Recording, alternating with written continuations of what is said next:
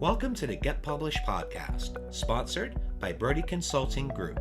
To get more information about our coaching, publishing, executive ghostwriting, and podcast production services, go to getpublishedpodcast.com. Hello, I am Paul Brodie, and thank you for joining us for another episode of the Get Published podcast, where we help authors get published with a proven system that works. Today, we're being joined by Christopher Cumby, author of the Success Playbook. Chris, welcome to the show. Thanks, Paul. Thanks for having me, and thanks to your audience for listening in. Are you ready to get started? You got it. Let's rock and roll. All right. Question number 1. What is the one piece of advice that you would give to a first-time author who is currently writing their book?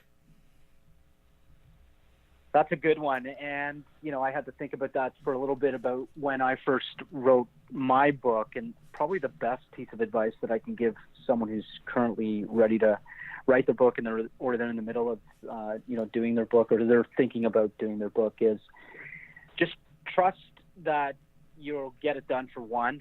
And the magic, really is in the edit. I, was so worried about getting it perfect, out of the gate, and kept working on my each chapter.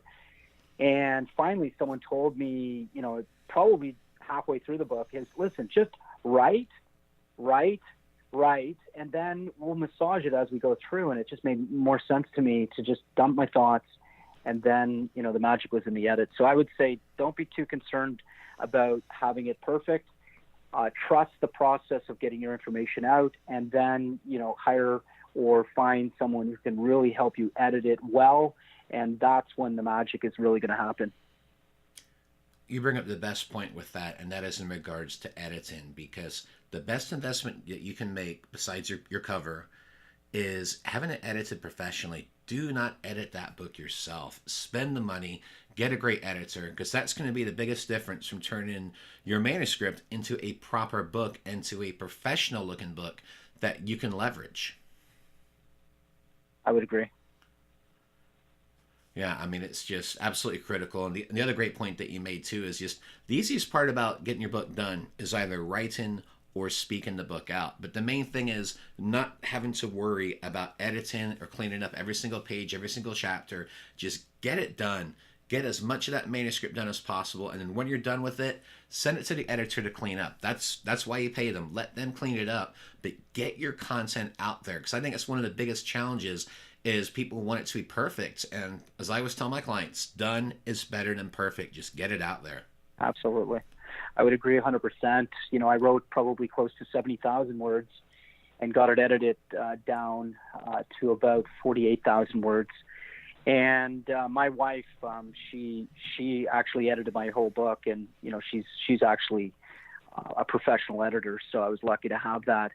So I didn't have to hire anybody. But I absolutely agree with you, Paul, that you should put the investment into a great editor, someone who can really polish the book and make it very readable and exciting to read, to tell you the truth. And I couldn't agree more with you, for sure. What do you feel is the hardest part about getting published? I think the hardest part for me is to choose the path, really, which way I wanted to go, because, again, there's the traditional route. There's somewhere in the middle, and then there's the self-publishing route. And for me, it was just more, the hardest thing for me was to just choose one. I chose, my first book to go self-published.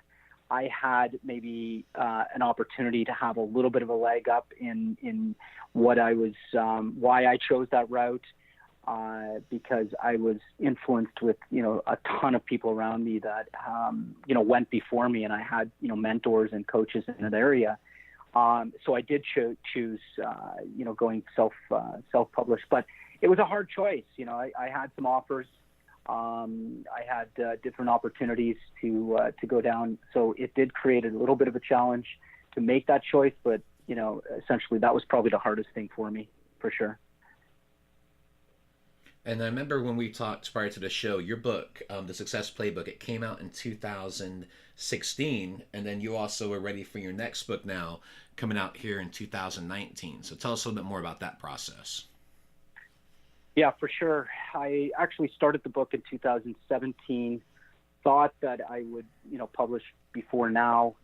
But, projects, business, if I want, took priority.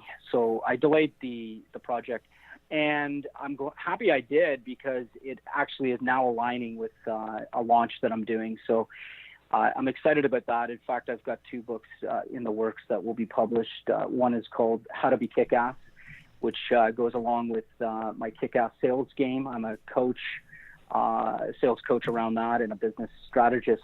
So I do work with corporation CEOs, with sales teams, as well as entrepreneurs. And, I've developed a game that, creates gamification, if you want, or a gamified sales. The second book is Becoming the Hero Within. That's actually a joint book with a co-author, and we're developing a program around giving back, and dads taking leadership roles with their children, and it's exciting. It's going to be a great project. So both of those are in the works right now, and this year we'll see timing, but aiming for the fall of 2019 to have those completed. And I love the fact that with both of those books that you have a project aligned with it. So the best piece of advice that I can give out to people that are listening to the show, always have something to tie in with your book, especially when you progress with your second and your third book. So whether it's a coaching program or opportunities for public speaking or some sort of different resource that you're going to offer, you always want to offer something with the book, because it's essentially not just a book launch, it's a product launch, especially if you do it correctly. Absolutely. I would agree 100%. Well, let's talk about marketing. So please share a marketing strategy that you have used in your book launch that has worked well. Absolutely. There was a couple, actually. I worked with, as I mentioned, corporations and sales teams. So one of the things I used was, when I got engaged by a corporation, they would buy or I would package, I would say, my book in with my fees and the project that I was going to be working on. So I embedded the book into what I was actually doing so that I could distribute the book. And I bought that on my own through Ingram Sparks, and then registered that book as a sale, brought it through to the corporation, and then distributed to the teams. That was one way. Another way is I leveraged the book in speaking engagements. So when I was on stage, I would know the number of people that were going to be in the audience. I would then package that book inside of my speaking event and speaking package or fee, and then distribute that book the same way. So that was some great ways to get distribution of my book. Of course, I leveraged giving my book as a PDF as well, which led to people wanting to actually have a physical copy. And I did a couple of creative things using some strategies to pull crowdfunding in. When I first did the book through Publishizer, that seemed to work well to get a distribution out originally when I first started the book, and that helped with some publishing costs and things like that. So that was the three things that I probably could point to that worked really well for me, getting a good influx of books out into the marketplace fairly quickly. Well, you brought up several key points, because packaging your book with speaking gigs, that is just a brilliant way to do it. We can tie it together. You can have the book out there to all those prospective people out in your audience.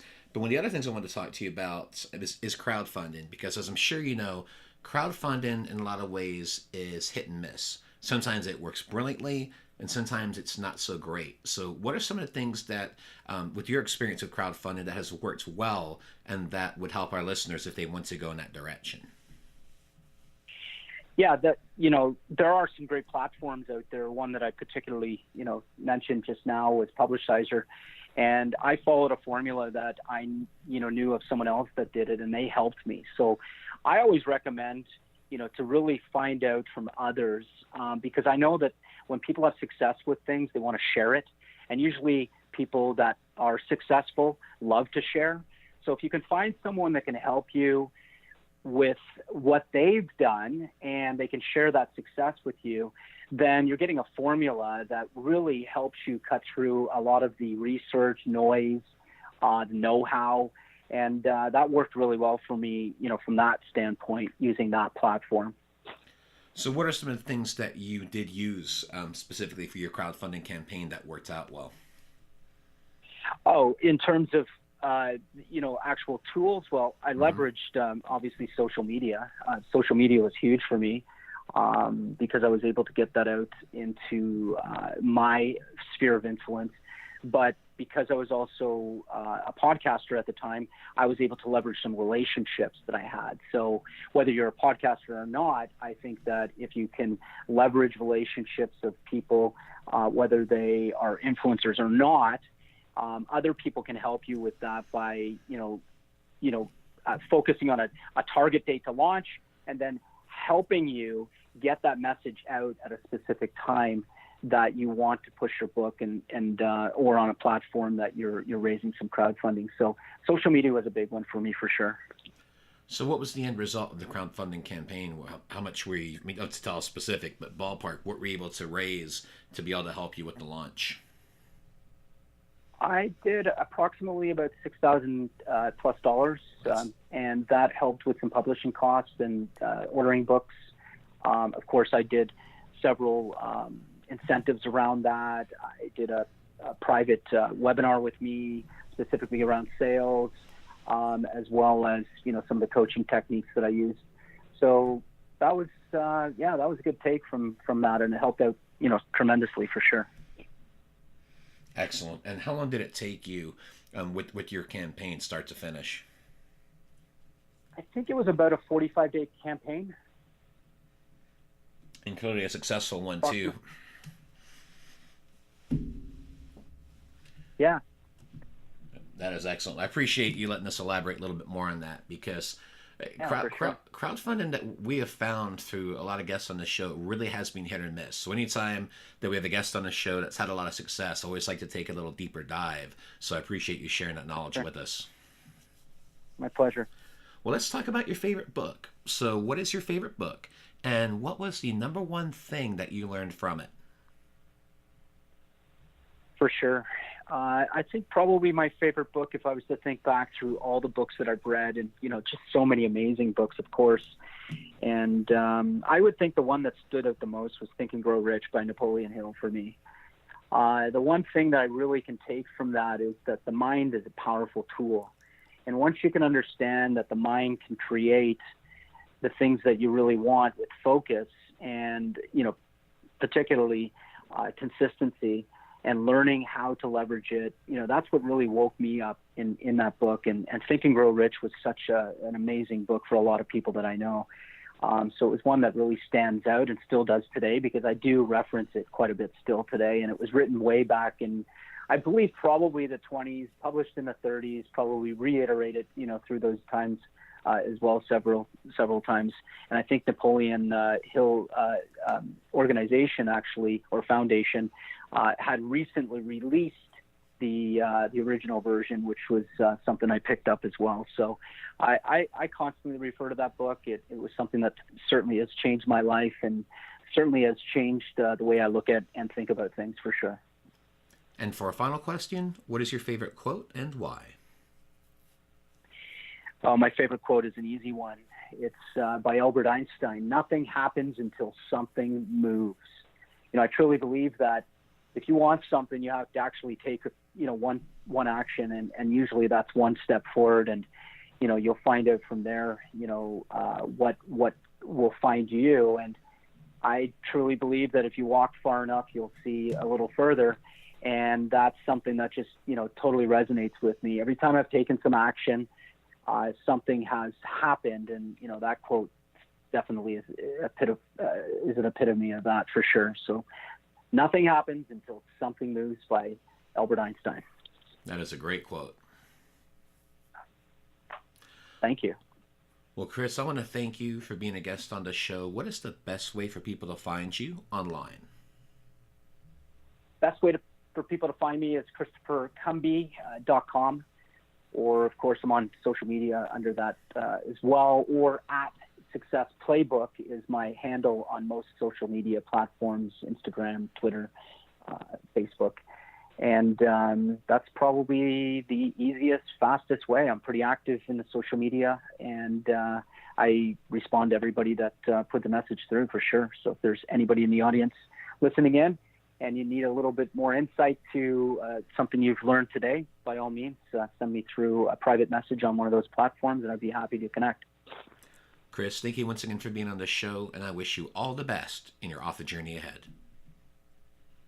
I appreciate it, Paul, and thank you very much. And thank you for the audience again for listening in today. Thanks again for joining us today. To learn more about how you can be featured in our brand new Get Published business book, go to getpublishedpodcast.com.